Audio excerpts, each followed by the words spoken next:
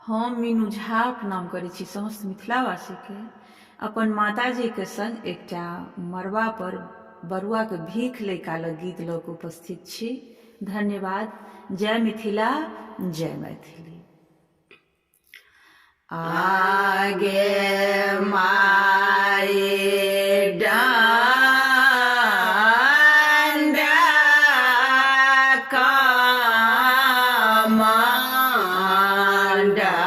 कामंडला बरुआ के गाल मृगछाला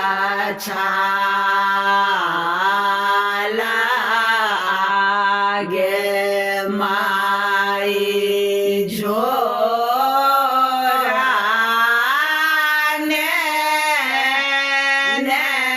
दुलारुआ बरुआ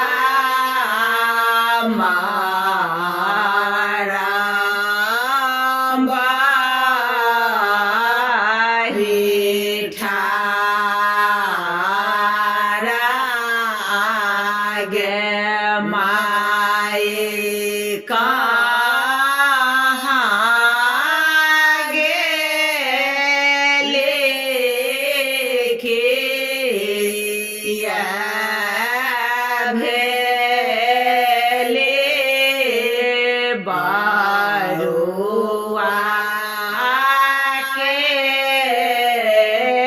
रामाई आगे माई हम भिखारी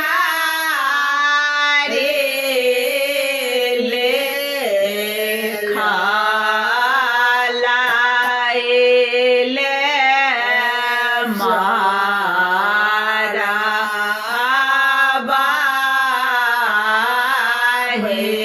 ठाड़ा आगे माई तोहे थे कहा कौन है देसा का की का तो नाम आगे माई हम छे आमा के पुत्र तपसी के लागल पियासा आगे माई पहिला भिखा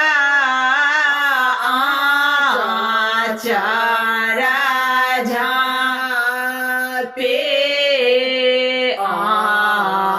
अपना आमा देलखिन आगे माई का